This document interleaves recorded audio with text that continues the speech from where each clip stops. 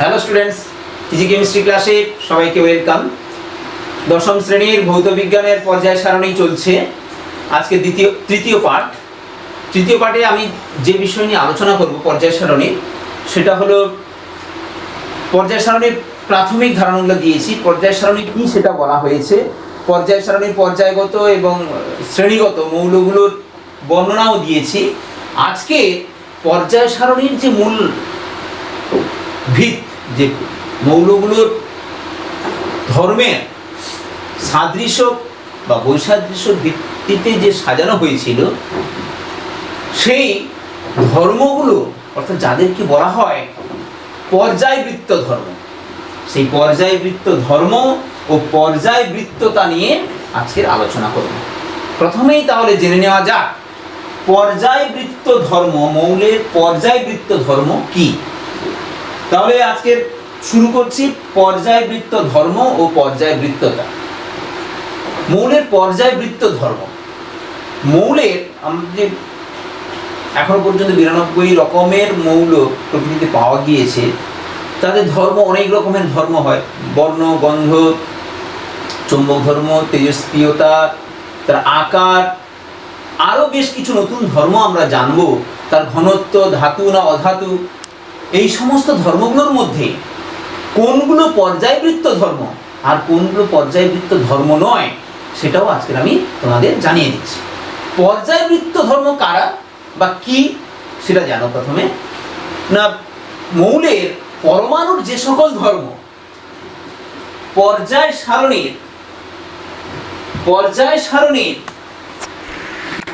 পর্যায় বরাবর বাম দিক থেকে ডান দিকে অগ্রসর হবে, অথবা শ্রেণী বরাবর উপর থেকে নিচে নামলে, পর্যায় বরাবর বাম দিক থেকে ডান দিকে যাচ্ছে, শ্রেণী বরাবর উপর থেকে নিচে নামলে যদি ওই ধর্মগুলির একটা নিয়মানুবর্তিক ক্রমবর্ধমান বা বৃদ্ধি বা হ্রাস ঘটে একটা বিশেষ ধর্মে, তাহলে সেই ধর্মটাকে বলা হবে পর্যায়বৃত্ত ধর্ম। আরেকবার বলছি, মৌলের পরমাণুর যে সকল ধর্ম পর্যায় সারণীর পর্যায় বরাবর বাম দিক থেকে ডান দিকে অগ্রসর হলে বা শ্রেণী বরাবর উপর থেকে নিচে নামলে একটি নির্দিষ্ট ক্রমে হ্রাস বা বৃদ্ধি ঘটে, ওই ধর্মের হ্রাস বা বৃদ্ধি ঘটে একটা মৌলের পর আরেকটি মৌলে অগ্রসর হলে, তাহলে যে ধর্মের এরকম হ্রাস বা বৃদ্ধি ঘটে সেই ধর্মকে বলবো আমরা পর্যায়বৃত্ত ধর্ম। পর্যায়বৃত্ত ধর্ম কারা এবার জানি না। পর্যায়বৃত্ত ধর্ম এখানে দেখো আমি লিস্টে দিয়েছি। পর্যায়বৃত্ত ধর্ম ক্লাস 10-এর 4টে কি 5টা আছে, কিন্তু পর্যায়বৃত্ত ধর্ম প্রায় 12 থেকে 14টি পর্যায়বৃত্ত ধর্ম আছে মৌলে। আমরা আপাতত এই শ্রেণীতে পর্যায়বৃত্ত ধর্ম নিয়ে 4টে ধর্ম আলোচনা করব। এবার বাদ বাকি দুটো একটা ধর্ম সম্বন্ধে একটু সংক্ষেপে বলবো। প্রথম যে ধর্ম পরমাণুর আকার বা ব্যাসার্ধ। দ্বিতীয় ধর্ম আয়নায়ন বিভব বা আয়োনাইজেশন পোটেনশিয়াল বা আয়োনাইজেশন শক্তি, যাকে বলা হয় ইংরেজিতে আইপি বলে, আয়োনাইজেশন পোটেনশিয়াল, পর্যায়বৃত্ত ধর্ম। তৃতীয় হচ্ছে তড়িৎ ঋণাত্মকতা বা ইলেকট্রোনেগেটিভিটি। 4 নম্বর পর্যায়বৃত্ত ধর্ম জারণ বিজারণ ধর্ম, অক্সিডেশন রিডাকশন প্রপার্টিজ। আরেকটি বিশেষ ধর্ম ধাতব অধাতব ধর্ম, অর্থাৎ পর্যায় সারণীতে কারা ধাতু কারা অধাতু। ইলেকট্রন আসক্তি, ইলেকট্রন অ্যাফিনিটি, এছাড়াও আরো বললাম 12-14টি আছে। আপাতত এইগুলোই তোমাদের সিলেবাসে লাগবে, মাথায় রাখো। পর্যায়বৃত্ত ধর্ম নয়, অর্থাৎ পর্যায় বরাবর বাম দিক থেকে ডান দিকে অগ্রসর বা উপর থেকে নিচে নামলে যে ধর্মগুলো নিয়ম অনুযায়ী কোনো পরিবর্তন হয় না, অর্থাৎ কোনো নিয়ম মেনে চলে না, তাদেরকে বলবো পর্যায়বৃত্ত ধর্ম নয়।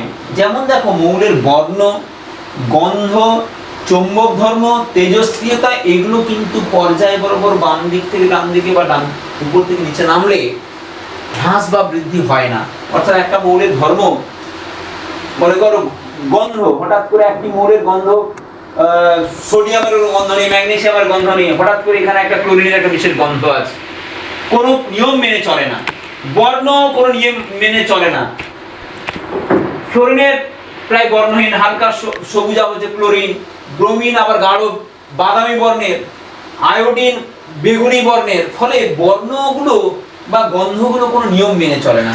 চৌম্বক ধর্ম জানি আমরা কি আছে, আয়রন কোবাল্ট নিকেল। এর আগে বা পরের মৌলগুলোর কোনো ধর্মের কোনো সাদৃশ্য বা চৌম্বক ধর্মে কম বেশি হয় না। তেজস্ক্রিয়তা এই মৌলগুলো নেই। শুরু হয়েছে বিসমাথ থেকে, লেড, তারপর বিসমাথের পর থেকে কিছু মৌলের তেজস্ক্রিয়তা দেখা যায়। সবার আবার দেখা যায় না, হঠাৎ দুটো একটা দেখা গেল, তারপর একটি মৌলের নেই। অর্থাৎ কোনো নিয়ম মেনে চলছে না বলে এই ধর্মগুলোকে আমরা বলবো পর্যায়বৃত্ত ধর্ম নয়। এবার এগোই তাহলে পর্যায়বৃত্ত যে ধর্মগুলো আছে। প্রথম হচ্ছে পরমাণুর আকার। পর্যায় বা পর্যায় সারণীতে পরমাণুর আকার কিভাবে পরিবর্তিত হয় তা নিয়ে আস্তে আস্তে এগোচ্ছি। শ্রেণী বরাবর এবং পর্যায় বরাবর পরমাণুর আকারের পরিবর্তন নিয়ে আলোচনা করছি। পরমাণুর আকার কি? প্রথমে আসি আকার নিয়ে বা ব্যাসার্ধ। বিষয়টা কি? ব্যাসার্ধ পরমাণুর ব্যাসার্ধ বা আকার। তোমরা জানো পরমাণুকে নিরেট গোলক হিসাবে কল্পনা করা হয়েছে, তার পরমাণুর আকার গোলাকার। পরমাণুর আকার কিন্তু গোলাকার। নিউক্লিয়াস আছে কেন্দ্রে, চারিদিকে ইলেকট্রনের কক্ষপথ, ইলেকট্রনের মহল থাকে, অনেকগুলো কক্ষপথ থাকতে পারে। যতগুলো তার ইলেকট্রন আছে তাই তার ভিত্তিতে কক্ষগুলো নির্দিষ্ট হয়। কাল্পনিক কক্ষ, ইলেকট্রন থাকার স্থান। এখন আকার বলতে এই যে গোলক আকারের পরমাণু, সেই আকারটাই বলছে।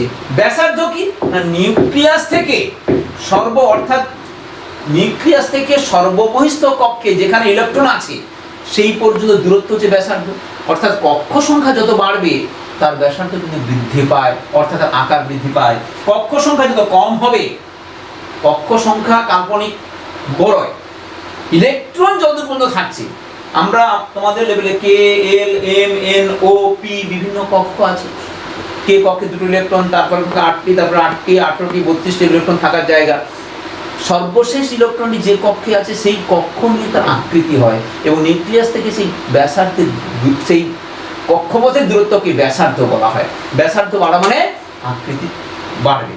তাহলে আকারটা সম্বন্ধে জানলে আকার বা ব্যাসার্ধ কাকে বলে। এবার চলে আসি পর্যায় বরাবর বা শ্রেণী বরাবর আকার বা ব্যাসার্ধের কিভাবে পরিবর্তন হয়ে থাকে। প্রথমে আসি পর্যায় বরাবর। পর্যায় বরাবর পরিবর্তন। পর্যায় বরাবর দেখো, পর্যায় বরাবর বাম দিক থেকে যদি আমরা ডান দিকে অগ্রসর হই, বাম দিক থেকে ডান দিকে অগ্রসর হলে পর্যায় বরাবর আকার হ্রাস পায়। কেন হ্রাস পায়? এবং হ্রাস পেতে পেতে 17 নম্বর বা হ্যালোজেন মৌলে এসে আকার সবচেয়ে ছোট হয়। নিষ্ক্রিয় মৌলের আকার হ্যালোজেন অপেক্ষা সামান্য বড়, কিন্তু অক্সিজেন অপেক্ষা ছোট, হ্যালোজেন অপেক্ষা সামান্য বড় হয়ে যায় নিষ্ক্রিয় মৌলের আকার। তার সবচেয়ে ছোট আকৃতি হয় হ্যালোজেন বা 17 নম্বর শ্রেণী। কারণ কি? মানে বাম দিক থেকে ডান দিকে অগ্রসর হয়ে পর্যায় বরাবর, পর্যায় বাম দিক থেকে ডান দিক, বাম থেকে ডান দিকে যাচ্ছে, বাম থেকে ডান দিকে আমরা অগ্রসর হলে সেটা কিভাবে হয় না হ্রাস পায়। কারণটা শুনে নাও। পর্যায় বরাবর বাম দিক থেকে ডান দিকে গেলে কক্ষ সংখ্যা একই থাকে। পরমাণু ক্রমাঙ্ক বৃদ্ধির সঙ্গে সঙ্গে কক্ষ সংখ্যা একই থাকলেও নিউক্লিয়াস থেকে সর্ববহিস্থ কক্ষে ইলেকট্রনের সংখ্যা বৃদ্ধি পায়। ইলেকট্রনের সংখ্যা বৃদ্ধি পেলে নিউক্লিয়াসের প্রোটন সংখ্যাও বাড়ে, ইলেকট্রন সংখ্যা বাড়ে। প্রোটন এবং ইলেকট্রনের মধ্যে আকর্ষণ বৃদ্ধি পাওয়ায় একই কক্ষপথ হলেও তৃতীয় শ্রেণীর মৌল, একটা ভাবো সোডিয়াম থেকে আর্গন, তৃতীয় শ্রেণীর মৌল মানে 3টে কক্ষ আছে, এটা নিউক্লিয়াস, 3টে কক্ষ, সবার তাহলে আকার একই হওয়ার কথা। কিন্তু যত বাম দিক থেকে ডান দিকে অগ্রসর হব, এই বাইরের কক্ষে ইলেকট্রন সংখ্যাগুলো আসতে পারবে। সোডিয়ামে বাইরে আছে একটা, তারপরে দেখো সোডিয়াম, ম্যাগনেসিয়ামে দেখবো 2টো পাবো, তারপরে অ্যালুমিনিয়ামে দেখবে 3টে পাবো বাইরের কক্ষে ইলেকট্রন সংখ্যা। ঠিক প্রোটন সংখ্যাও বেড়ে যায় সেই হারে। ফলে প্রোটন সংখ্যা এবং বাইরের কক্ষে ইলেকট্রন সংখ্যা বৃদ্ধির সঙ্গে সঙ্গে নিউক্লিয়াসের সঙ্গে বাইরের কক্ষের প্রোটন এবং ইলেকট্রনের মধ্যে যে আকর্ষণ বৃদ্ধি পাবে। আকর্ষণ বৃদ্ধি পাওয়ার মানে কি হচ্ছে, বাইরের কক্ষকে নিউক্লিয়াস ভেতরের দিকে আকর্ষণ করবে, আকার সংকুচিত হয়ে যাবে। আকারটা কি হয়ে যাবে? সংকুচিত হয়ে যাবে। বাম দিক থেকে যত ডান দিকে অগ্রসর হব, একই কক্ষ থাকায় ক্রমাঙ্ক বৃদ্ধি পাওয়ায় নিউক্লিয়াসের আকর্ষণ বৃদ্ধি পায়, পরমাণুর আকার সংকুচিত হয়। ফলে হ্যালোজেন মৌলের আকার হ্যালোজেন শ্রেণীর আকার সবচেয়ে ছোট হয় একই পর্যায় বরাবর। অর্থাৎ অক্সিজেন অপেক্ষা ফ্লুরিনের আকার ছোট, সালফার অপেক্ষা ক্লোরিনের আকার ছোট হবে, সেলেনিয়াম অপেক্ষা ব্রোমিনের আকার ছোট হবে। কিন্তু নিষ্ক্রিয় মৌলের আকার বেড়ে যাওয়ার কারণ কি? এদের বাইরের কক্ষ সম্পূর্ণ পূর্ণ থাকা, ইলেকট্রন বিকর্ষণ বল কাজ করে, সেটা স্ফীত হয়ে যায়। তাহলে বাম দিক থেকে ডান দিকে হ্রাস পাচ্ছে। একটা শ্রেণী দেখো লিথিয়াম থেকে বেরিলিয়াম, লিথিয়াম থেকে একটা উদাহরণ দিই। দ্বিতীয় শ্রেণীতে দেখো লিথিয়াম এর আকার তাহলে সবচেয়ে বড় হবে লিথিয়াম, তারপরে বেরিলিয়াম, তারপরে বোরন, কার্বন, নাইট্রোজেন, ফ্লুরিন, তারপরে ফ্লুরিনের চেয়ে আবার নিয়নের কিছুটা একটু বড় হয়ে যায়। দ্বিতীয় শ্রেণীর মৌলগুলো দেখো লিথিয়াম সবচেয়ে বড় হবে, তারপরে বেরিলিয়াম ছোট, বোরন আস্তে আস্তে ছোট হতে হতে ফ্লোরিনের সবচেয়ে ছোট হবে, নিয়নটা সামান্য ফ্লোরিনের চেয়ে বড় হবে। Lithium, beryllium, boron, carbon, nitrogen, তার অক্সিজেন এখানে আসবে, এখানে অক্সিজেন হওয়ার কথা, অক্সিজেন, তারপরে ফ্লোরিন আসবে। দ্বিতীয় শ্রেণীর মৌল দিলাম। ঠিক দ্বিতীয় পর্যায়ে হলে, এবার তৃতীয় পর্যায়েও আমরা যদি যাই ঠিক অনুরূপভাবে এইভাবে বাম দিক থেকে ডান দিকে গেলে আকার হ্রাস পায়।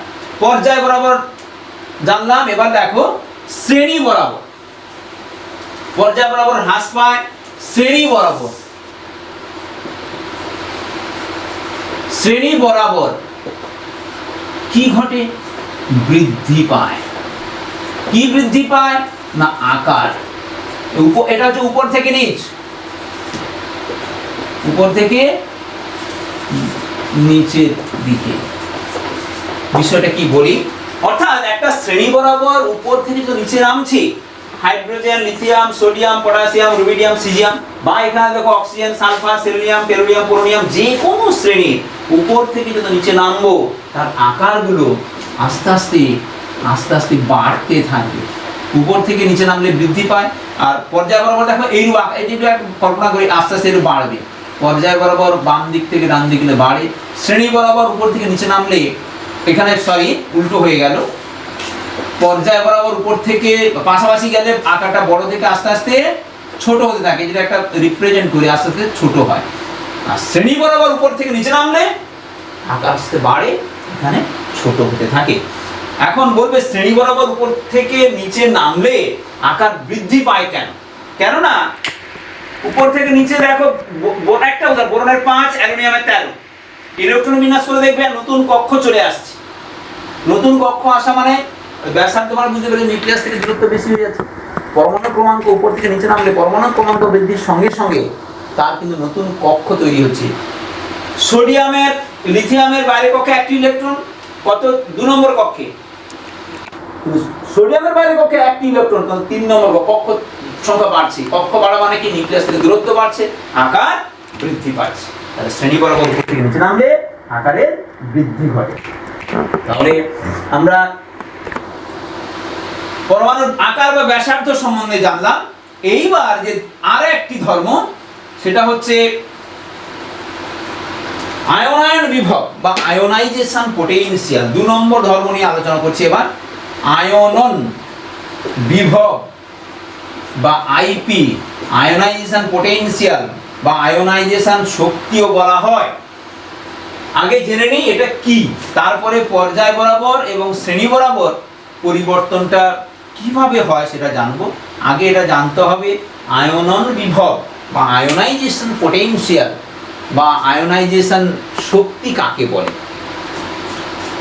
এটা এক প্রকার শক্তি। প্রথমে একটু ধারণা দিই, পরমাণুর নিউক্লিয়াস আর বাইরের কক্ষে ইলেকট্রনের মধ্যে কি আছে? নিউক্লিয় বল দ্বারা দৃঢ়ভাবে আকৃষ্ট রেখেছে শক্তি। একটা শক্তির দ্বারা নিউক্লিয়াস তার ইলেকট্রনগুলোকে তার কেন্দ্রের দিকে আকৃষ্ট করে রেখেছে, যাকে নিউক্লিয়ার বল বলে।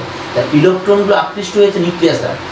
এই ইলেকট্রনগুলো যদি বের করতে হয় তাহলে কি করতে হবে না, যে পরিমাণ শক্তি দ্বারা আকৃষ্ট হয়েছে তার চেয়ে বেশি পরিমাণ শক্তি যদি আমি পরমাণু প্রয়োগ করি তবে ইলেকট্রন নির্গত হয়। এই তত্ত্বের ভিত্তিতে আয়নায়ন বিভব ধারণাটা এসছে। কি, একটি প্রসম নিউক্লিয়াস, প্রসম পরমাণু স্থায়ী অবস্থায় আছে, অর্থাৎ তাতে কোনো শক্তি দেওয়া নেই বা শক্তি নির্গত অবস্থা, একদম সবচেয়ে গ্রাউন্ড স্টেট বলা হয়।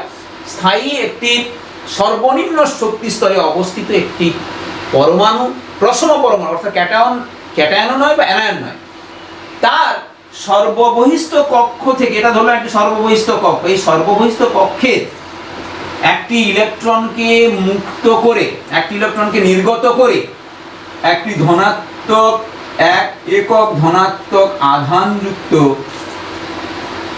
ক্যাটায়নে পরিণত করতে যে পরিমাণ শক্তি দিতে হয় ওই পরমাণুকে, এবং এই ইলেকট্রন নির্গত করে অসীম দূরত্বে নিয়ে যেতে বলা হয়েছে সংজ্ঞায়, অসীম দূরত্বে নির্গত করতে এবং ওই পরমাণুটিকে এক একক ধনাত্মক আধানে পরিণত করতে যে ন্যূনতম শক্তির প্রয়োজন হয় তাকে বলে আয়নায়ন বিভব বা শক্তি। সর্বনিম্ন শক্তি স্তরে আছে একটি প্রসম পরমাণু, অর্থাৎ যেখানে তার ইলেকট্রন থাকার কথা সেই স্থানেই আছে। সেই ইলেকট্রন, সর্ববহিস্থ কক্ষে ইলেকট্রন, দুর্বলভাবে আবদ্ধ যে ইলেকট্রনটি, তাকে শক্তি দিয়ে, তাপ শক্তি সাধারণত এখানে শক্তি, তড়িৎ শক্তি হতে পারে, শক্তি দিয়ে ইলেকট্রনটিকে ওই কক্ষ থেকে বিচ্ছিন্ন করে, পরমাণু থেকে বিচ্ছিন্ন করে অসীম দূরত্বে পাঠিয়ে দেওয়া হয়।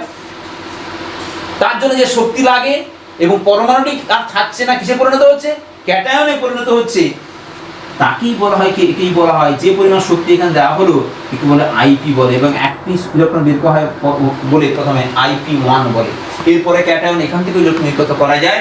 কিন্তু তোমাদের লেভেলে জানতে হবে একটি ইলেকট্রন বের করার জন্য প্রসম পরমাণু থেকে, প্রসম মানে কি ক্যাটায়ন নয়, অ্যানায়ন নয়, একটি প্রসম পরমাণু থেকে একটি ইলেকট্রন নির্গত করতে যে পরিমাণ শক্তি লাগে তাকে বলে আয়নায়ন বিভব। এর একক তাহলে কি হবে, যেহেতু এর একটি শক্তি কিলো ক্যালোরি পার মোল বা ইলেকট্রন ভোল্ট পার অ্যাটম, একটি অ্যাটমে ইলেকট্রন ভোল্ট কিন্তু শক্তির একক, কিলো ক্যালোরি শক্তির, এটা সাধারণ ইউনিট, এটা সাধারণত SI ইউনিটে চলে।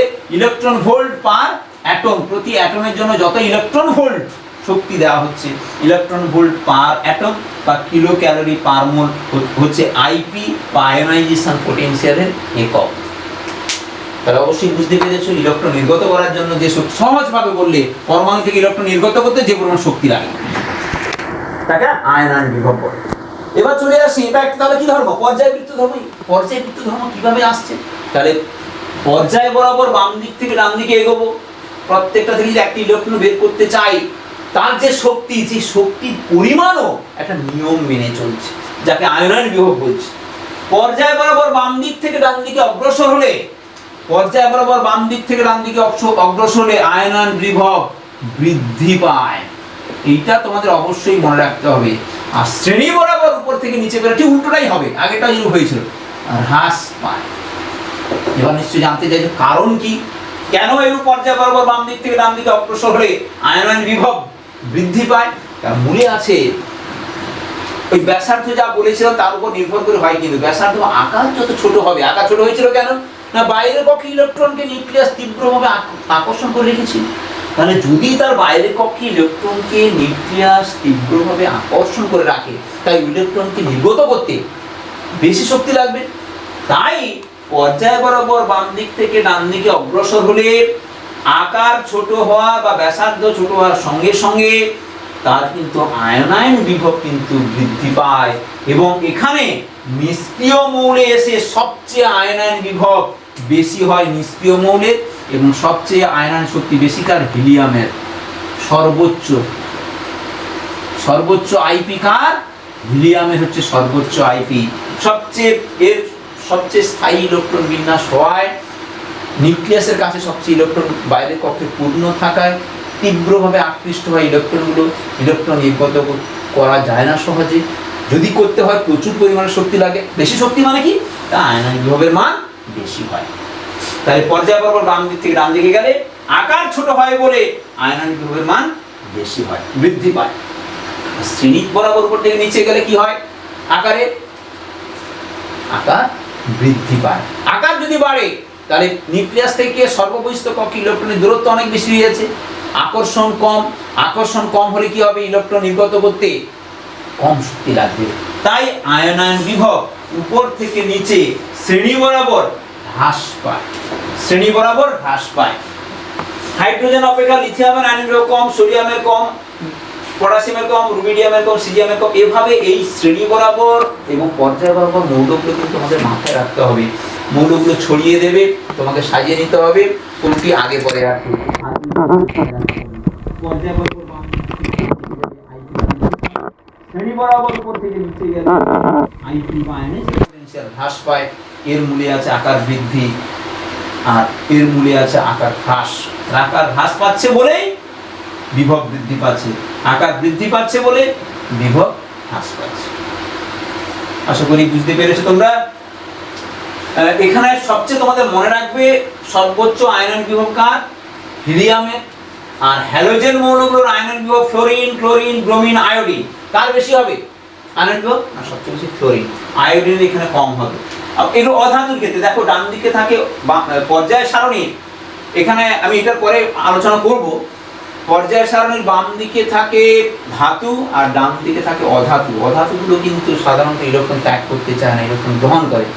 ধাতুগুলো ইলেকট্রন ত্যাগ করতে চায়, কেন, দুর্বলভাবে আবদ্ধ থাকে বলে। তাহলে আয়নন বিভব আমরা জানলাম। এবার চলে আসি, একটু আলোচনা করে নিই যে ধাতব অধাতব এই ধর্মটা সব বই তোমাদের আবার থাকে না, তবু বলে ধাতব অধাতব ধর্ম। পর্যায় বরাবর বাম দিক থেকে পর্যায়ে একটা পর্যায় সারণীর আমি গত ক্লাসগুলোতেও বলেছি যে সন্ধিগত মৌলগুলো সবই প্রায় ধাতু। তার যে বাম দিকে আছে শ্রেণী 1 এবং শ্রেণী 2, এই ফার্স্ট শ্রেণী এবং সেকেন্ড শ্রেণী অর্থাৎ গ্রুপ 1 গ্রুপ 2 মৌলগুলো ধাতু হয় এবং এই ধাতু হয় এদের আইপির মানও কম হয়। সন্ধিগত মৌল এবং প্রথম এবং দ্বিতীয় অর্থাৎ 1 থেকে আমরা এভাবে বলি 1 থেকে 12 পর্যন্ত মৌলগুলো প্রায় ধাতু। তারপর এই মাঝখানে আছে ধাতু কল্প। তারপরে যে ডান দিকের মৌলগুলো তারা সবই অধাতু। অধাতুগুলোর আইপি বেশি হয়, আকার ছোট হয়। ধাতুগুলির আকার বড় হয়, আইপি কম। আইপি মানে আয়োনাইজেশন পটেনশিয়াল কম হয়, এটুকু অবশ্যই মাথায় রাখবে। তোমার নামগুলো জানো তোমরা, ইয়াম বা আম উচ্চারণ হলে তারা হয় ধাতু। যে কোনো এই মৌলগুলোর পাশে দেখো পর্যায় সারণীর বাম দিকে মৌলগুলো ইয়াম বা আম আছে, sodium, lithium, beryllium, magnesium, scandium, titanium, vanadium, chromium, manganese, আয়রনকে আমরা কি বলি, ফেরাম, রুবিডিয়াম, স্ট্রনসিয়াম, বেরিয়াম। ইয়াম উচ্চারণ মানে সাধারণত তারা ধাতব প্রকৃতির হয়ে থাকে সাধারণভাবে, সব ক্ষেত্রে ব্যতিক্রম আছে। আর অধাতুর ক্ষেত্রে আমরা ইয়াম উচ্চারণ পাবো না। এই নাম থেকে আমরা বুঝতে পারি ধাতু না অধাতু, কিছুটা আমরা আন্দাজ করতে পারি। তাহলে ধাতব ধর্ম অধাতব ধর্ম হলো পর্যায় সারণীর বাম দিকে থাকে ধাতু, ডান দিকে থাকে অধাতু। এবার চলে আসি আরেকটি ধর্ম।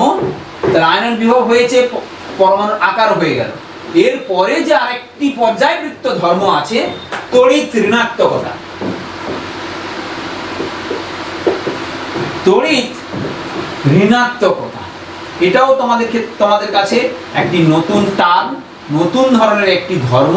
কার না, মৌলের পরমাণু ইলেকট্রোনেগেটিভিটি বলা হয় বা তড়িৎ ঋণাত্মকতা বলা হয়। সেটা কি অলরেডি আমরা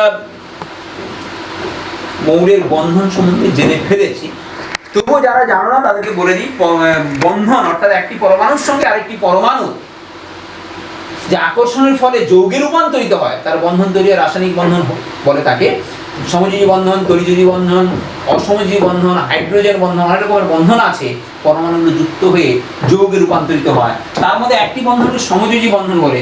সমযোজী বন্ধন হচ্ছে দুটো পরমাণুর একটি করে ইলেকট্রন জোড়, একটি করে ইলেকট্রন দান করে তার ইলেকট্রন জোড় গঠন করে এবং তাদের দ্বৈত পূর্তি বা অষ্টপূর্তির মধ্য দিয়ে তারা যৌগে রূপান্তরিত হয়। এই সমযোজী বন্ধন যেমন দেখো হাইড্রোজেন আর ক্লোরিন, HCl, হাইড্রোজেন ক্লোরাইড, এরা সমযোজী বন্ধনে ড্যাশ বলতে সমযোজী বন্ধন আবদ্ধ হতে এক জোড়া ইলেকট্রন আছে, সেই ইলেকট্রনটা উভয়ই ব্যবহার করে, উভয়ই এই ইলেকট্রন জোড়টা ব্যবহার করে হাইড্রোজেন ক্লোরাইড গ্যাস বা হাইড্রোজেন ক্লোরাইড যৌগে রূপান্তরিত হয়। এই HCl একটা উদাহরণ দিয়ে বলতে চাইছি, এই HCl এর মধ্যে যে সমযোজী বন্ধনের ইলেকট্রন জোড় দুজনে এভাবেই নিয়ে চলে যে দুজনে সমানভাবে ব্যবহার করবে, তা না করে এই সমযোজী বন্ধনের ইলেকট্রন জোড় কোনো একটি বিশেষ পরমাণুর দিকে বেশি পরিমাণে আকৃষ্ট হওয়ার ক্ষমতাকে ওই মৌলের তড়িৎ ঋণাত্মকতা বলে। এবার আমি সংজ্ঞায় ফিরে আসি, কি বলতে পারি আমরা তড়িৎ ঋণাত্মকতাকে? না, সমযোজী বন্ধনে আবদ্ধ দুটি পরমাণুর মধ্যে সমযোজী বন্ধনের ইলেকট্রন জোড়কে কোনো একটি বিশেষ পরমাণুর দিকে অধিক পরিমাণে আকৃষ্ট করার ক্ষমতাকে ওই মৌলের তড়িৎ ঋণাত্মকতা বলে। এখানে একটা উদাহরণ, হাইড্রোজেন ক্লোরিন, দেখা যাচ্ছে এই ইলেকট্রনটি ক্লোরিনের দিকে বেশি পরিমাণে আকৃষ্ট হচ্ছে, মানে কি ক্লোরিনের তড়িৎ ঋণাত্মকতা হাইড্রোজেন অপেক্ষা বেশি। আবার যদি একই পরমাণু হয় হাইড্রোজেন হাইড্রোজেন, এখানে কিন্তু তড়িৎ ঋণাত্মকতা প্রশ্ন আসবে না, সমানভাবে দুজনেই ইলেকট্রনকে আকর্ষণ করে, সমানভাবে ব্যবহৃত হয়। তড়িৎ ঋণাত্মকতা আসবে সমযোজী বন্ধনে দুটো ভিন্ন পরমাণু যদি যুক্ত থাকে, তাদের ইলেকট্রন যে কোনো একটি পরমাণুর ইলেকট্রন প্রতি বেশি আকৃষ্ট করার ক্ষমতা, সমযোজী বন্ধনের ইলেকট্রন, নরমাল ইলেকট্রন না, সমযোজী বন্ধনের ইলেকট্রনকে নিজের দিকে আকর্ষণ করার ক্ষমতাকে বলা হয় তার তড়িৎ ঋণাত্মকতা। এই তড়িৎ ঋণাত্মকতাও একটি পর্যায়বৃত্ত ধর্ম, অর্থাৎ এই তড়িৎ ঋণাত্মকতা প্রত্যেকটি মৌলের ইলেকট্রন জোড়কে নিজের দিকে আকর্ষণ করার ক্ষমতাও একটি নিয়ম বা একটি পর্যায়বৃত্ততা মেনে চলে। সেটা কিরূপ? পর্যায় বরাবর বাম দিক থেকে ডান দিকে গেলে এর ক্ষেত্রেও তড়িৎ ঋণাত্মকতা বৃদ্ধি পায়, বাম থেকে ডান দিকে গেলে তড়িৎ ঋণাত্মকতা বৃদ্ধি পায়, আর উপর থেকে নিচে নামলে অর্থাৎ শ্রেণী বরাবর উপর থেকে নিচে নামলে তড়িৎ ঋণাত্মকতা হ্রাস পায়। আয়নায়ন বিভব যেরূপ ছিল তড়িৎ ঋণাত্মকতাও ঠিক সেইরূপ, কিন্তু একটু ব্যতিক্রম বিষয় আছে, সেটা অবশ্যই মাথায় রাখো। আয়নায়ন বিভব নিষ্ক্রিয় মৌলগুলোর সর্বোচ্চ, অর্থাৎ নিষ্ক্রিয় মৌলে এসে আয়নায়ন বিভবের মান সর্বোচ্চ মাত্রায় পৌঁছয়, কিন্তু তড়িৎ ঋণাত্মকতা কথাটি প্রথম শ্রেণী থেকে 17 নম্বর শ্রেণী পর্যন্ত নিয়মানুবর্তিকভাবে হ্রাস বা বৃদ্ধি ঘটে, যেটা পর্যায় বরাবর বৃদ্ধি বা শ্রেণী বরাবর হ্রাস করছে। কিন্তু নিষ্ক্রিয় মৌলের ক্ষেত্রে, নিষ্ক্রিয় মৌলে যখন আমরা পৌঁছে যাব, তখন কিন্তু তড়িৎ ঋণাত্মকতা এই ধর্মটি এই নিষ্ক্রিয় মৌলের ক্ষেত্রে আসবে না। কেননা নিষ্ক্রিয় মৌলের ক্ষেত্রে বলা হয় তড়িৎ ঋণাত্মকতা শূন্য, কেননা নিষ্ক্রিয় মৌলগুলো সাধারণত সমযোজী বন্ধনে আবদ্ধ হয় না বা যৌগ যেহেতু গঠন করতে পারে না, তাই নিষ্ক্রিয় মৌলগুলোর ক্ষেত্রে, নোবেল গ্যাসগুলোর ক্ষেত্রে আমরা তড়িৎ ঋণাত্মকতার মান শূন্য ধরা হয়। পাউলির স্কেল অনুযায়ী, বিজ্ঞানী পাউলির স্কেল অনুযায়ী এর মানগুলো এবার নির্ধারণ করা হয়েছে। এবং প্রত্যেকটি মৌলে বিজ্ঞানী পাউলিস কিন্তু তড়িৎ ঋণাত্মকতার মান একটা স্ট্যান্ডার্ড মান তিনি ক্যালকুলেশন করে দেখিয়েছেন। সেখানে নিষ্ক্রিয় মৌলগুলো 0, অন্যান্য মৌলগুলো সেখানে তড়িৎ ঋণাত্মকতার মান আছে, এবং সেটা পর্যায় বরাবর বাম দিক থেকে ডান দিকে আস্তে বৃদ্ধি পায়, শ্রেণী বরাবর হ্রাস পায়। আমি বারবার এই কথা বলছি মাথায় ঢোকানোর জন্য। পর্যায় বরাবর যেমন lithium, beryllium, boron, carbon, nitrogen, oxygen, fluorine, সর্বোচ্চ তড়িৎ ঋণাত্মক মৌল হচ্ছে ফ্লোরিন। ফ্লোরিন হচ্ছে সর্বোচ্চ তড়িৎ ঋণাত্মক মৌল। আয়রন বিভব সর্বোচ্চ কার? হিলিয়ামের। আর সর্বোচ্চ তড়িৎ ঋণাত্মক মৌল, সর্বোচ্চ ইলেকট্রোনেগেটিভ মৌলকে না ফ্লোরিন। কেননা দেখো এই দিক থেকে এদিকে গেলে সবচেয়ে বাড়ছে এইখানে, তাহলে উপর বাম থেকে ডান দিকে বৃদ্ধি, উপর থেকে নিচে গেলে হ্রাস, তাহলে এরূপ এই টোটাল পর্যায় সারণে সর্বোচ্চ মান কিন্তু এই ফ্লোরিনেরই আসছে। তাই ফ্লোরিনকে বলা হয় সবচেয়ে তড়িৎ ঋণাত্মক মৌল। ফ্লোরিনের সঙ্গে সমস্ত মৌল থেকে ও কিন্তু সমযোজী বন্ধনের ইলেকট্রনগুলোকে নিজের দিকে আকর্ষণ করে ঋণাত্মক চার্জ প্রকাশ পায়। তাহলে তড়িৎ ঋণাত্মকতা অবশ্যই তোমরা বুঝতে পারলে। আর একটি আছে জারণ বিজারণ ধর্ম, এটাও একটি গুরুত্বপূর্ণ বৈশিষ্ট্য, পর্যায়বৃত্ত ধর্মের মধ্যে আসছে। জারণ বিজারণ ধর্ম, এটিও একটি পর্যায়বৃত্ত ধর্ম, জারণ বিজারণ ধর্ম। জারণ বিজারণ ধর্ম বোঝার আগে তোমাদের জানতে হবে জারণ বা বিজারণ ধর্ম মৌলের পরমাণুগুলোর কি। জারণ ধর্ম প্রথমেই জানাই জারণ ধর্ম তোমরা অলরেডি জানো, তবুও একবার বলছি। ইলেকট্রনীয় তত্ত্ব অনুযায়ী এখানে হবে হাইড্রোজেন বা অক্সিজেন গ্রহণ বর্জনের ভিত্তিতে করলে হবে না, কেননা ওর মূল ভিত্তি হচ্ছে ইলেকট্রন গ্রহণ বর্জন। কোনো মৌল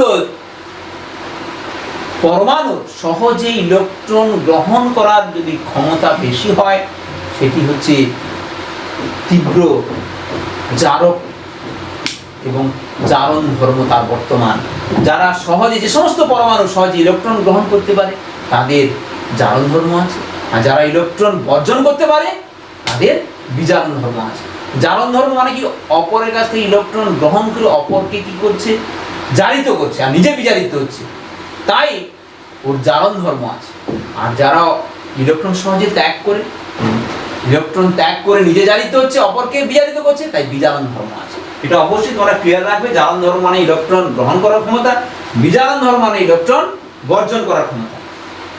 সাধারণত দেখা গেছে পর্যায় বরাবর বাম দিক থেকে ডান দিকে অগ্রসর হলে, পর্যায় বরাবর বাম দিক থেকে ডান দিকে অগ্রসর হলে পরমাণুর আকার হ্রাস,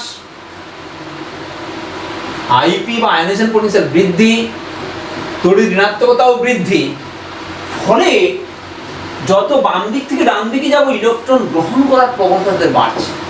অর্থাৎ পর্যায় বরাবর বাম দিক থেকে ডান দিকে গেলে জারণ ধর্ম বৃদ্ধি পায়, জারণ ধর্ম বৃদ্ধি।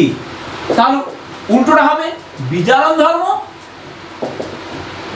ধর্ম হ্রাস। মনে রাখবে, এটা কিন্তু দুটো ধর্ম একসঙ্গে হচ্ছে, কিন্তু বাম দিক থেকে অর্থাৎ sodium, lithium, beryllium, boron, carbon. লিথিয়ামের কি ধর্ম আছে? জারণ ধর্ম কম আছে। কোন ধর্ম? বিজারণ ধর্ম বেশি হবে, কেন এদিক থেকে যত এগোবো জারণ ধর্ম বৃদ্ধি পাচ্ছে। মনে করো লিথিয়াম আর ফ্লোরিন, লিথিয়ামের কি ধর্ম? না, লিথিয়ামের হবে জারণ ধর্ম কম, বিজারণ ধর্ম বেশি। ফ্লোরিনের কি? জারণ ধর্ম বেশি, বিজারণ ধর্ম কম হবে। ধাতু হলে এর সঙ্গে আরো সহজ হবে, ধাতু হলে তাদের কিন্তু বিজারণ ধর্ম বেশি হয়, জারণ ধর্ম কম হয়। অধাতুদের জারণ ধর্ম বেশি, বিজারণ ধর্ম কম। অধাতুরা সহজে ইলেকট্রন গ্রহণ করে, ইলেকট্রন গ্রহণ করা কি বলে? জারণ ধর্ম হচ্ছে প্লাস ইলেকট্রন গ্রহণ করতে চায়, আর বিজারণ ধর্ম কি? মাইনাস ইলেকট্রন ত্যাগ করতে চায়। জারণ ধর্ম তারা ইলেকট্রন গ্রহণ করে, বিজারণ ধর্ম যাদের আছে তারা ইলেকট্রন ত্যাগ করে। সহজভাবে মাথায় রাখার চেষ্টা করো, খুব গুরুত্বপূর্ণ কিন্তু এইটা অনেকেই গুলিয়ে ফেলে। তাহলে জারণ ধর্ম বৃদ্ধি পাচ্ছে কেন? অধাতব ধর্ম বৃদ্ধি পাচ্ছে বলে, আয়নায়ন বিভব বৃদ্ধি পাচ্ছে বলে, তড়িৎ ঋণাত্মকতা বৃদ্ধি পাচ্ছে বলে। শ্রেণী বরাবর চলে, ঠিক শ্রেণী বরাবর এর উল্টোটা হবে। দেখবে এই ধর্মগুলো পর্যায় বরাবর যে নিয়মে পরিবর্তিত হয়, হ্রাস বা বৃদ্ধি, শ্রেণী বরাবর ঠিক বিপরীত হবে। কেন? শ্রেণী বরাবর মৌলগুলোর আকার বৃদ্ধি পায় বলে। শ্রেণী বরাবর জারণ ধর্ম কি হবে? জারণ ধর্ম হ্রাস আর বিজারণ ধর্ম বৃদ্ধি হবে। কেন? একই শ্রেণী। দেখো এখন একটু মজার বিষয় আছে, মাথায় রাখো। আমি 17 নম্বরটা দিই, ফ্লোরিন, ক্লোরিন, ব্রোমিন, আয়োডিন। উপর থেকে নিচে এলে আকার বৃদ্ধি পাচ্ছে, এবং ধাতব ধর্ম কি হচ্ছে? উপর থেকে নিচে ধাতব ধর্ম বৃদ্ধি পাচ্ছে। আর ধাতব ধর্ম বৃদ্ধি পাওয়ার অর্থ হলো তারা ইলেকট্রন গ্রহণ করার চেয়ে বর্জন করার প্রবণতা বেশি, অর্থাৎ বিজারণ ধর্ম বৃদ্ধি পাচ্ছে। উপর থেকে নিচে এলে জারণ ধর্ম হ্রাস, বিজারণ ধর্ম বৃদ্ধি। তাহলে ফ্লোরিন, ক্লোরিন, ব্রোমিন, আয়োডিন সবচেয়ে বিজারক পরমাণু মৌল কোনটি? আয়োডিন। সবচেয়ে জারণ ধর্ম কার বেশি? ফ্লোরিন। নিষ্ক্রিয় মৌলের ক্ষেত্রে জারণ বিজারণ ধর্ম আসে না, ইলেকট্রন গ্রহণ বর্জন করে না, কেননা এদের অষ্টক বা দ্বৈত পূর্তি হয়ে আছে বলে। ঠিক অনুভাবে দেখো, lithium, sodium, potassium, rubidium, caesium, তুলনামূলকভাবে এর মধ্যে জারণ ধর্ম কার বেশি আছে? লিথিয়ামের। কেন? উপর থেকে নিজে যে জারণ ধর্মের কি হচ্ছে? আস্তে আস্তে হ্রাস, বিজারণ ধর্মের বৃদ্ধি। এবং সিজিয়ামকে বলা হয়, ফ্লোরিনকে বলা হয় সবচেয়ে তড়িৎ ঋণাত্মক মৌল, আর সিজিয়ামকে বলা হয় সবচেয়ে তড়িৎ ধনাত্মক মৌল। এখন বলবে স্যার এই মৌলগুলোর কথা বলছেন না কেন? এগুলো যে তেজস্ক্রিয়, ফ্রান্সিয়াম, রেডিয়াম, এদেরকে এই সমস্ত ধর্মের মধ্যে আনা যায় না। সাধারণ যে ধর্মগুলো আমার পর্যাপ্ত ধর্ম, এদের তেজস্ক্রিয় ধর্ম থাকায় তার আগের মৌলের সঙ্গে এর বেশি পার্থক্য থাকে, তাই এদেরকে আমরা এই ধর্মের আওতায় আনছি না। তাহলে আমরা জারণ বিজারণ ধর্মটা বুঝলাম। পর্যায় বরাবর বাম দিক থেকে ডান দিকে গেলে জারণ ধর্ম বৃদ্ধি, বিজারণ ধর্ম হ্রাস। শ্রেণী বরাবর উপর থেকে নিচে নামলে জারণ ধর্ম হ্রাস, বিজারণ ধর্ম বৃদ্ধি। মাথায় তোমাদের রাখতে হবে কিন্তু এই পর্যায় বরাবর প্রথম শ্রেণী, দ্বিতীয় শ্রেণী এবং 17 নম্বর শ্রেণী আর পর্যায়ের মধ্যে দ্বিতীয় পর্যায়, তৃতীয় পর্যায়ের অবশ্যই মৌলগুলো মুখস্থ রাখবে। এই মৌলগুলো এলোমেলো ভাবে তোমাদের দিয়ে বলতে পারে বিজারণ বিভব অনুযায়ী সাজাও, ইলেকট্রন অর্থাৎ ইলেকট্রোনেগেটিভিটি অনুযায়ী সাজাও, জারণ ধর্ম অনুযায়ী সাজাও, বিজারণ ধর্ম অনুযায়ী সাজাও। সেটা সাজাতে গেলে পরমাণুগুলি কোন পর্যায়ে কোন শ্রেণীতে অবস্থান করছে, কিভাবে এক কোনটার পর কোনটা আছে, তারপরে তোমাদের মাথায় আনতে হবে শ্রেণী বরাবর বা পর্যায় বরাবর ওই ধর্মের কিরূপ পরিবর্তন হয়, হ্রাস না বৃদ্ধি হয়, তবেই কিন্তু সঠিকভাবে উত্তরগুলো তোমরা করতে পারবে। আর একটি ধর্ম ছিল ইলেকট্রন আসক্তি, তোমাদের সিলেবাসে নেই। ইলেকট্রন আসক্তি মানে কি? পরমাণু তার সর্ববহিষ্ঠ কক্ষে ইলেকট্রন গ্রহণ করার ক্ষমতা এবং যে পরিমাণ শক্তি নির্গত করে তার ভিত্তিতে তার ইলেকট্রন আসক্তি হয়। যে ইলেকট্রন গ্রহণ করে বেশি শক্তি নির্গত করতে পারে তার ইলেকট্রনের প্রতি আসক্তি বেশি। ঠিক এই সেটাও পর্যায় বরাবর বাম দিক থেকে ডান দিকে ইলেকট্রন আসক্তি বৃদ্ধি পায় এবং উপর থেকে নিচে নামলে শ্রেণী বরাবর ইলেকট্রন আসক্তি হ্রাস পায়। তাহলে পর্যায়বৃত্ত ধর্মগুলো অবশ্যই তোমরা মনে রাখবে।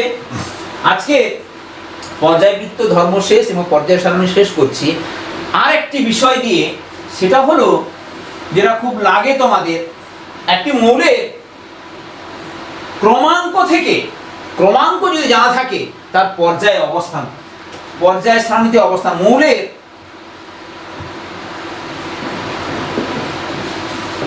পর্যায় সারণীতে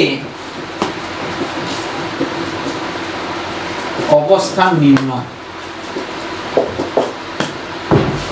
মৌলের পর্যায় সারণীতে অবস্থান নির্ণয় কি জানা থাকবে? প্রথম ধাপে আমার যদি ক্রমাঙ্ক, ধাপ 1-এ তার মৌলিক ক্রমাঙ্ক জানতে হয়। দ্বিতীয় ধাপে ক্রমাঙ্ক থেকে ইলেকট্রন বিন্যাস করব। তৃতীয় ধাপে পর্যায় নির্ধারণ হবে। চতুর্থ ধাপে শ্রেণী নির্ধারণ হবে। তাহলে প্রথমে ক্রমাঙ্ক জানতে হবে।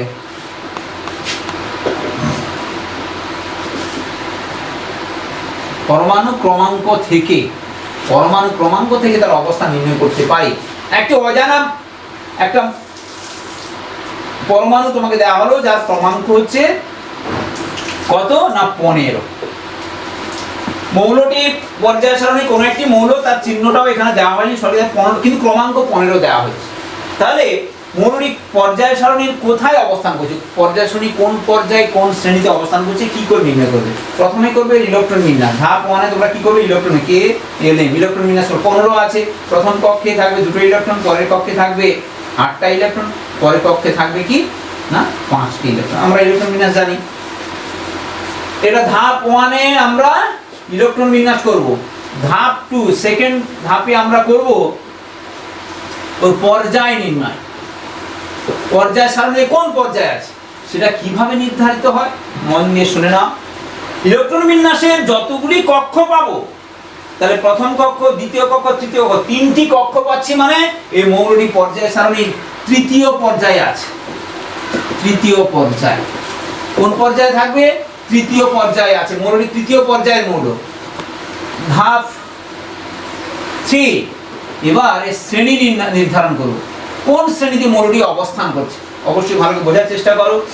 কোন শ্রেণীতে অবস্থান, শ্রেণী কিভাবে নির্ধারিত হয় না মৌলের সর্ববহিষ্ঠ কক্ষে যতগুলো ইলেকট্রন আছে সেই ইলেকট্রন সংখ্যার উপর।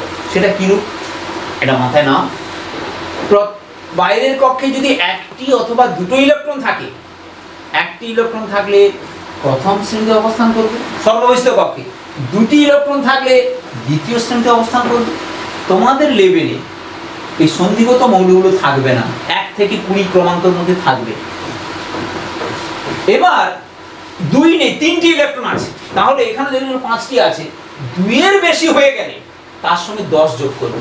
2-এর বেশি যদি ক্রমাঙ্ক, 2-এর বেশি যদি ইলেকট্রন সর্ববহিষ্ঠ কক্ষ থাকে তার সঙ্গে 10 যোগ করে যা পাবে সেটাই হবে তার শ্রেণী সংখ্যা আধুনিক পর্যায় সারণী অনুযায়ী। এখানে যে অবস্থান নির্ণয় করছে এটা আধুনিক পর্যায় সারণী অনুযায়ী, এটা আমি মেন্ডেলিক নয়, আধুনিক পর্যায় সারণী অনুযায়ী। তাহলে এখানে বাইরের কক্ষে কতগুলো আছে? 5, তার সঙ্গে 10 যোগ করো, 5 + 10 = 15 নম্বর শ্রেণী।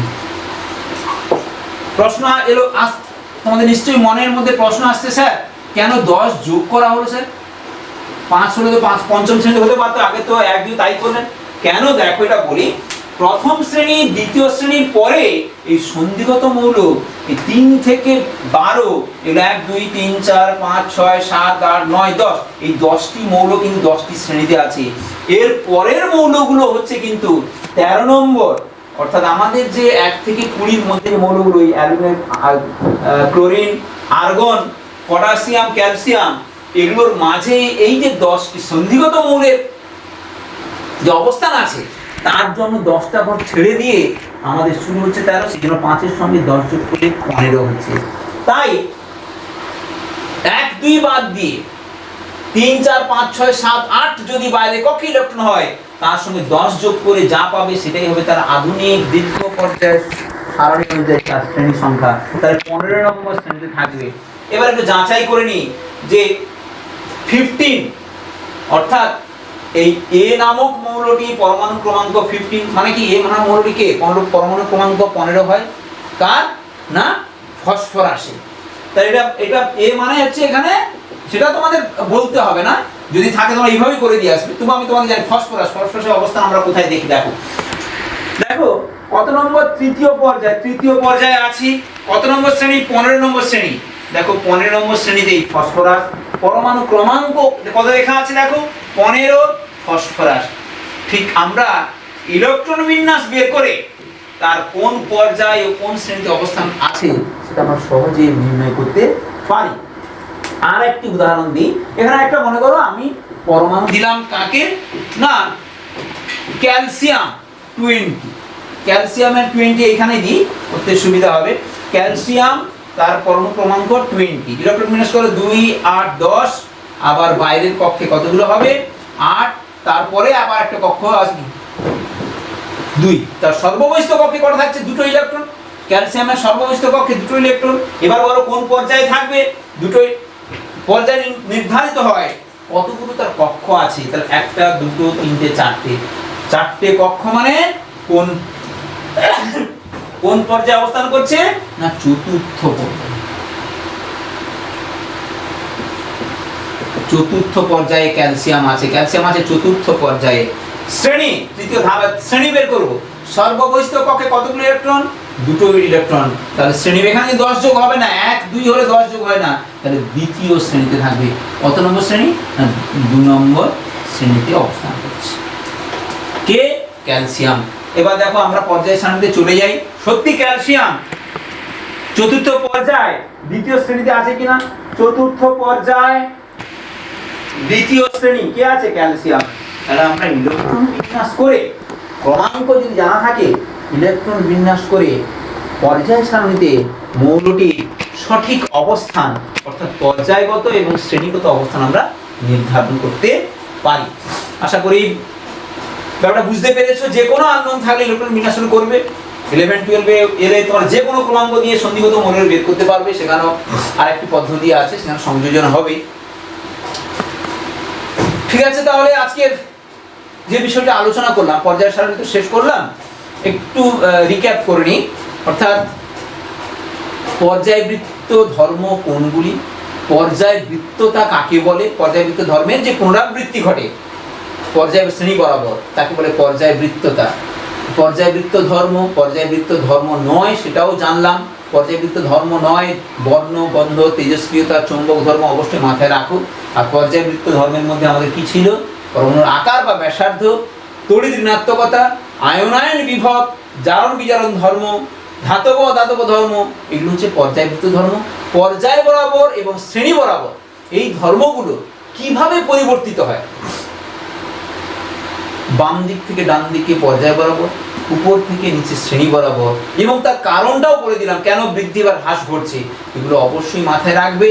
বই পড়বে, অবশ্যই ভিডিওটা আরেকবার দেখে যদি তোমরা বোঝার চেষ্টা করো, দেখো বুঝতে পারবে, তাহলে সমস্যা হবে না যে মৌলগুলো সাজানোর ক্ষেত্রে পর্যায়বৃত্ত ধরনের। তবে একটা জিনিস অবশ্যই মাথায় রাখতে হবে, মৌলগুলো এটা তো আর বুঝিয়ে হয় না, তোমাদেরকে মুখস্থ করতে হবে। কোনগুলো না, পর্যায় আর শ্রেণী বরাবর প্রথম, দ্বিতীয় এবং তৃতীয় পর্যায়ের মৌলগুলো অবশ্যই মাথায় রাখবে। আর হ্যালোজেনের 17 নম্বরের উপর থেকে আয়োডিন পর্যন্ত মনে রাখবে। প্রথম শ্রেণী দ্বিতীয় শ্রেণীর মৌলগুলো অবশ্যই ষষ্ঠ পর্যায় পর্যন্ত মুখস্থ রাখবে। দেখবে এই মৌলগুলো যদি তোমাদের মাথায় থাকে কোন পর্যায়ে কোন শ্রেণীতে অবস্থান করছে, তাহলে তাদের পর্যায় বৃত্ত ধর্মের যে ক্রম থাকবে সেটা সাজাতে অসুবিধা হবে না। সবচেয়ে তড়িৎ ঋণাত্মক মৌল কোনটি বললাম না, ফ্লোরিন। সর্বোচ্চ আয়নায়ন বিভব, আয়নাইজেশন পটেনশিয়াল কোন মৌলের আছে না, হিলিয়ামে। অবশ্যই এটা মনে রাখবে। তবে আর একটা জিনিস তোমাদের বলে দেই, একটু ব্যতিক্রম আছে, ব্যতিক্রমী ধর্ম একটা বলে দিই। আয়নায়ন বিভবে বাম দিক থেকে ডান দিকে পর্যায় বরাবর অগ্রসর হলে আমি কি বলেছি না, বৃদ্ধি পায়, আয়নায়ন বিভব শক্তি বৃদ্ধি পায়। Lithium, beryllium, boron, carbon, nitrogen আয়নায়ন বিভব আস্তে আস্তে বাড়ছে, কিন্তু নাইট্রোজেনের উপর অক্সিজেনের কি হওয়া উচিত, আয়নায়ন বেশি হওয়া উচিত। দেখা যায় নাইট্রোজেন অপেক্ষা অক্সিজেনের কম, আবার ফ্লোরিনের বেশি। অর্থাৎ কার্বন অপেক্ষা নাইট্রোজেনের বেশি, অক্সিজেন আবার কম। ঠিক অনুরূপভাবে সিলিকন অপেক্ষা ফসফরাসের বেশি, সালফারের কম। এই নাইট্রোজেনের এবং ফসফরাস এদের আয়নায়ন বিভব ঠিক অনুরূপভাবে এই বেরিলিয়াম, লিথিয়াম অপেক্ষা বেরিলিয়াম আর বোরন আবার কমে যায়, লিথিয়াম অপেক্ষা ম্যাগনেসিয়াম আর অ্যালুমিনিয়াম আবার কমে যায়। এই বেরিলিয়াম আর ম্যাগনেসিয়ামের আয়নায়ন বিভব এর চেয়ে বেশি হয়, এটা এর চেয়ে বেশি হয়। কেননা এদের বাইরের কক্ষ অর্ধপূর্ণ, পরিপূর্ণ যদি কক্ষ থাকে তার স্থায়িত্ব সবচেয়ে বেশি হয়। নিষ্ক্রিয় মৌলগুলো তাই আয়নায়ন বিভব সবচেয়ে বেশি। আর অর্ধপূর্ণ থাকে, যতগুলো এরকম ধরতে পারে তার উপকক্ষ বলে একটা কথা। আর অর্ধপূর্ণ থাকায় নাইট্রোজেনের আয়নায়ন বিভব অক্সিজেন অপেক্ষা বেশি হয়। ঠিক সিমিলারলি সালফারের চেয়ে ফসফরাসের আয়নায়ন বিভব বেশি হয়। একটু ব্যতিক্রম আছে অর্ধপূর্ণের জন্য, অর্ধপূর্ণ কক্ষ থাকায় সেই হুমসের নীতি অনুযায়ী সেই কক্ষের স্থায়িত্ব বেশি হয়। যাই হোক, আশা করি পর্যায় সারণীর তৃতীয় পাঠটা তোমরা সবাই বুঝতে পেরেছ। আজকে তাহলে এই পর্যন্ত। সকলকে ধন্যবাদ জানাই। সুস্থ থাকো সবাই, সবাই অবশ্যই বাড়িতে থাকবে, সোশ্যাল ডিস্টেন্স মেনে চলবে। ধন্যবাদ সবাই।